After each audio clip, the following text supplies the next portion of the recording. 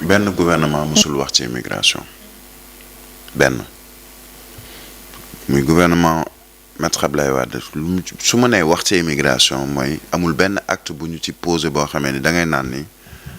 nii jël nañ ko jël sujet même tamit jël nañ sujet bi à bras le corps xamul tax deuil national def nañ ko ci chaque fois qu'il y a accident de la circulation def nañ ko ci Maître Abdoulaye Wade def nañ ko ci président Macky Sall yaa ngi dégg ñuy def ay tweets on nous a toujours sorti des tweets sur les accidents de la circulation jamais et je maintiens jamais on a organisé même bu dee benn journée de deuil national ci lu jëm ci des milliers de personnes yu dee ci biir océan de 2019 selon les chiffres de l'OIM à 2024 au moins lu tolloog 600 personnes day doomu réewum Sénégal faatu nañu ci géej gi je vais pas faire de comparaison naan 2019 ba 2024 des chiffres de l'OIM c'est disponible dans le site de l'OIM Organisation internationale. Ça veut dire 5 ans il y a eu plus de 600 morts. Bah non du question wu natt ci 5 ans wala 100 ans wala 2 ans wala 1 mois ça veut dire que le problème il est là sous Maître Abdoulaye Wade lan lañ doon wax Barça ou Barsax c'était des centaines de personnes yoo xamante tamit dugg nañ ci biir ci biir ndox mi. Après Maître Abdoulaye Wade le président Macky Sall également jamono ji ñu commencé même chose musul taxaw c'est pas question de nguur gi moo ñëw nguur gu bees bi ñëw na émigration bi dakk na ça n'a pas changé dafa gën a yokku ci de 2000 à 2024 ci 24 ans yi li ñu ñàkk ci doomu réewum Sénégal ci ndox mi ci géej gi ci ventre de l'Atlantique ni ko kii di waxee dafa ëpp mais jamais. Et moi, je maintiens. Pourquoi est-ce que... Il y a un journal qui parle de deuil national. J'entends hier Bougane Gueye Dany parler de deuil national. Entre autres, ñu bari ñu ngi wax ci wàllu deuil national léegi nii. Ba mu koy wax ça fait des années. Ça ne date pas d'aujourd'hui. Xamul tax parce que je le maintiens. Deuil national boobu amul benn gouvernement ñëw ne ni deuil national. Europe wala États-Unis dañuy def benn am cyclone bu fa am. ñu ne nangami nit faatu nañu ñu def deuil national pour mën a permettre ñu mën a toog ne tekk dakkal lépp ay nit a ngi dugg ci géej gi di faatu xam nga ñoom ñoo ci mooy doon seen deuil ñi nga xam ne dañ cee faatule Thiaroye-sur-Mer dem fa ñoom ñu ngi seen deuil ñoom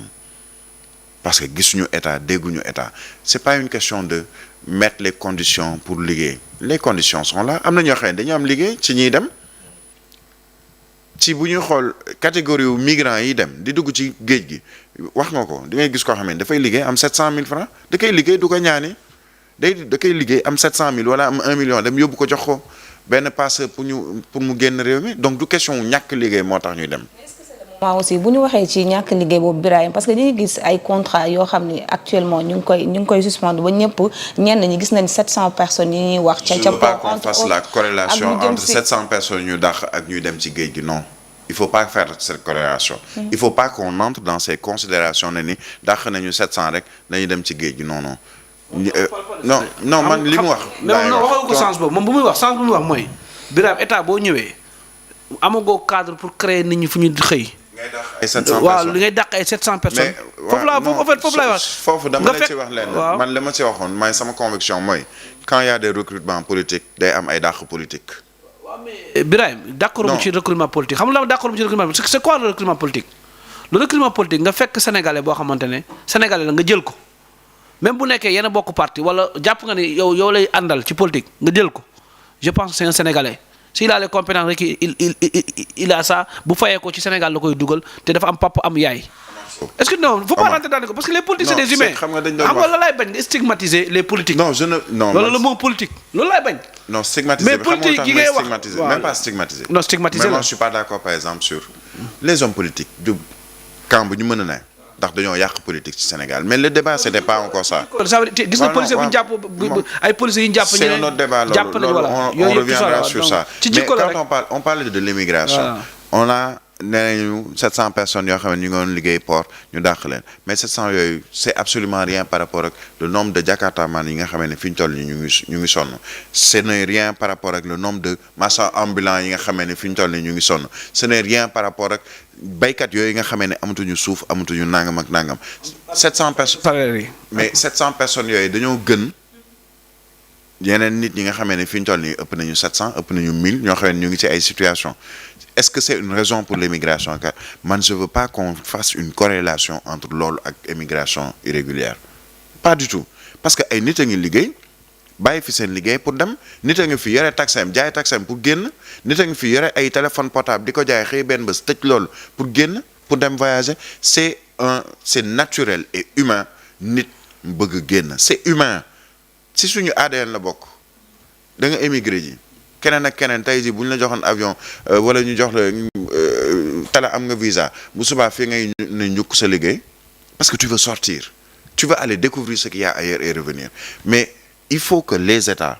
pour ñu mën a taxaw seetlu dañ fi def assise justice def fi assise xawma nationale def fi assise nangam def fi commission de je ne sais quoi est-ce qu'on a une seule fois parlé de à bras jël le sujet de l'immigration dite irrégulière def ko benn waxtaan boo xamee ni même bu dee ñetti fan nga woo ci Boubacar Seye il était là avant-hier amul lu mu dalul ci état bi fi nekk peut-être da nga ko seetaan et il a toujours fait parce que dafay xeexal migrant Otra Africa ils étaient là hier démb fii ma toog nii fa la toogoon seen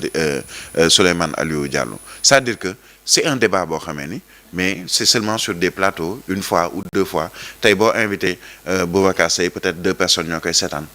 parce que l'État ne nous met pas dans les conditions de parler directement et uniquement de ce sujet on nous parle de saagu première dame président discours bu mu def CIO mais il y a beaucoup plus important que ça pour man le plus important mooy c'est pas 23 ou 24 ou 30 personnes mais au moins nee nañ la 45 personnes officiellement seeni néew la ñu fekk dinañ for ci place bi et pendant ce temps il y a au moins 100 yoo xamee ni disparaître nañu ça veut dire que dee nañu ci géej gi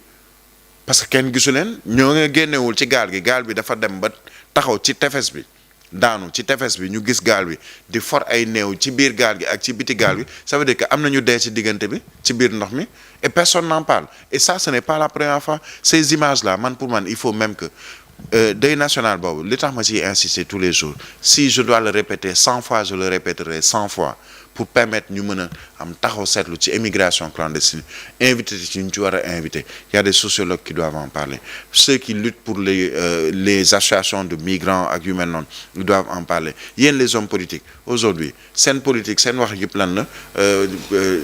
ñooñu waxoon jubal jubanti waaye fi ñu toll nii defuñu nangam ñi ñoo fi nekkoon ñu ñoo leen daaneel 12 ans defuñu fi dara alors que la ñu war a def tey nit ñi ñu ngi dem di dee ci biir géej gi 6 morts c'est pas rien hein? Mais je peux pas comparer 6 morts ci accident de la circulation ak 45 100 200 plus de 200 personnes yuy dee ci biir géej gi te personne n'en parle c'est comme si dafa am benn mbir mooy du genre non na nit ñi dem deewi l'essentiel mooy ñun Europe ñu ngi dugal suñu xaalis pour lutter contre l'immigration ñu ngi financer ONG yuy xeex ci wàllu immigration xaalis bi mu ngi dugg état mu ngi ciy cëru waaye na nit ñi dem deewi rek parce que plus nit ñi di deewi c'est un peu ce qu'on disait am na guerre yoo xam ne conflit Casamance buñ koy kii am na ñoo xam ne ils entretenaient ce conflit là parce que dafa am ñu muy arranger entre autres mais aujourd'hui ce débat il doit être posé mais pas en termes politiques ñoo waxoon yéen a waxoon pendant 12 ans teewul immigration bi 12 ans yooyu yëpp amoon na chaque jour mu am chaque jour il y a eu combien de morts ci mbirum immigration ci 12 ans il y a eu combien de morts de 2000 à 2012 ci Maître Abdoulaye Wade il y en aura encore mais tant qu'on n'aura pas posé le débat mais de manière juste claire teg ci ñi nga xam ne ñoom ñoo ci war a wax mais ce débat là du mës a dañ. li nga wax ci immigration bi. ñun dañ ñu fee jëlee ñoom ñu ne